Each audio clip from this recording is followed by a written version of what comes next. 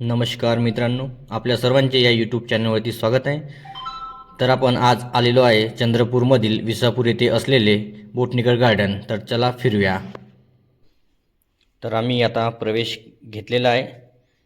तर आपल्या डाव्या बाजूला बघू शकता इथे पार्किंगची व्यवस्था देखील केलेली आहे आणि आपल्यासमोर ह्या बोर्डावरती पूर्ण बोटनिकल गार्डनचा मॅप देखील दाखवलेला आहे.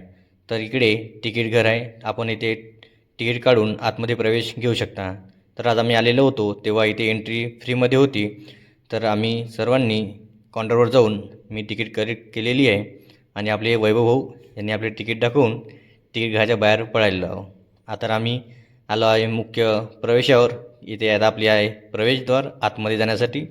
तेथे लाईनीमध्ये उभे राहून आम्ही सर्वांनी मजाक मस्ती करून आम्ही आतमध्ये प्रवेश घेतला आहे.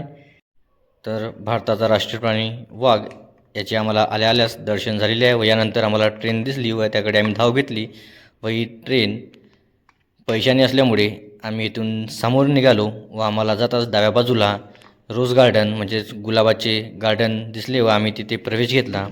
प्रवेश घेतल्यानंतर आम्हाला इथं विविध गुलाबाच्या प्रजाती व वेगवेगळे गुलाबाचे झाडे पाहायला मिळाली व सर्वांनी गुलाबाचे झाडे व त्याच्या प्रजाती कोणकोणत्या आहेत ते पाहण्यासाठी आम्ही समोर निघालो व त्यानंतर इथे वेगवेगळ्या प्रजातीचे गुलाब असल्यामुळे इथे आम्हाला गुलाबाने आकर्षित केले होते व इथे बसण्याचीसुद्धा व्यवस्था केलेली आहे.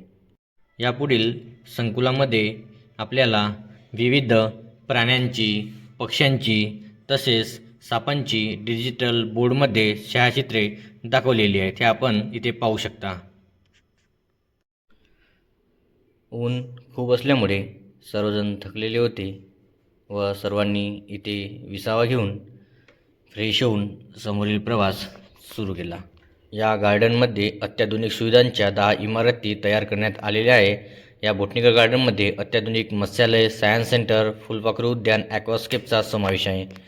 पर्यटकांना विश्रांती घेण्यासाठी ठिकठिकाणी गवताच्या पेंडीची झोपडी देखील आहे व पर्यटकांना पिण्याचे पाणी देखील बऱ्याच ठिकाणी उपलब्ध आहे. हे पाणी थंड व फिल्टर केलेले आहे व बाजूलाच आपल्याला एरोस्पेस सेंटर आहे. इथे आम्ही सूचनांचे पालन करून ओपन सायन्स पार्ककडे निघालो.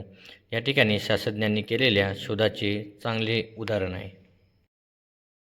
एरोस्पेसमध्ये चंद्रयान, मिसाईल, रॉकेट्स व विविध शास्त्रज्ञांनी लावलेल्या शोधांचे उदाहरण इथे आहे व त्याच्या बाजूला असलेले चंद्रपूरचे क्रीडा संकुल व येथील सिंथेटिक ग्राउंड हे सुद्धा आम्हाला पाहायला मिळाले.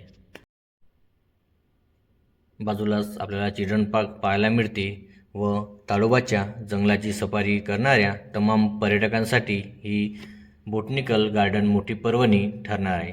अत्याधुनिक सुविधांनी परिपूर्ण असलेले हे देशातील पहिलेच बोटनिकल गार्डन ठरत आहे. चंद्रपूर जिल्ह्यातील विसापूर जवळील 35 एकराचा हा भव्य प्रकल्प तयार झालेला आहे.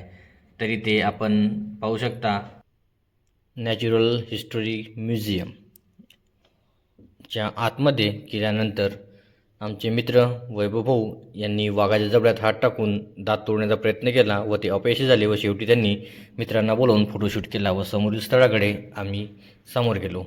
बोटनिकल गार्डनच्या परिसरातील 2800 विविध प्रजातींच्या झाडांची लागवड करण्यात आली आहे. यासाठी खास अत्याधुनिक पद्धतीचे प्लांटेशन करण्यात आले. खरंच हा परिसर पाहण्यासाठी खास ट्रिप आहे. या ठिकाणी रोवर, सॅटेलाईट, ऑर्बिट, लँडर, यान तसेच मानवी शरीरातील विविध अवयवांचे उदाहरण देखील ठेवलेले आहे. बोटनिकल गार्डनमध्ये भव्य जहाज पाहून व पाणी पाहून समुद्रातून प्रवास केल्याचा फील होते व आम्ही इथे सर्व बघितल्यानंतर आम्ही शेवटच्या स्थळाला भेट देण्यासाठी निघालो, परंतु ते बंद होते. ओपन डायनासोर पार्क हा एक मनमोहक मैदानी अनुभव आहे जिथे नैसर्गिक वातावरणात डायनासोरच्या आकाराच्या प्रतिकृती शोधू शकतात. हे सर्व वयोगटासाठी एक शैक्षणिक आणि मनोरंजक स्थान आहे जे प्राचीन युगात परत जाताना शिकणे आणि साहस याचे मिश्रण आहे.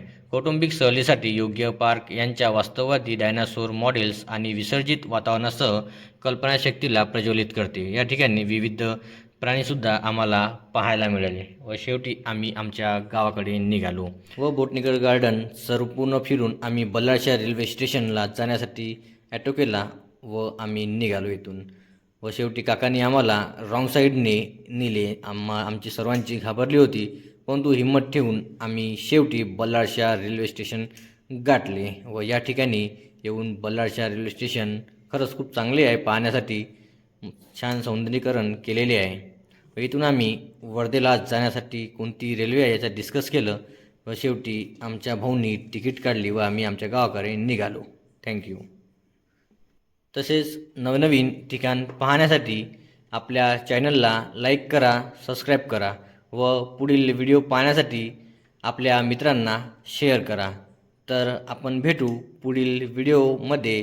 तर यासाठी आता इथेच थांबतो. धन्यवाद.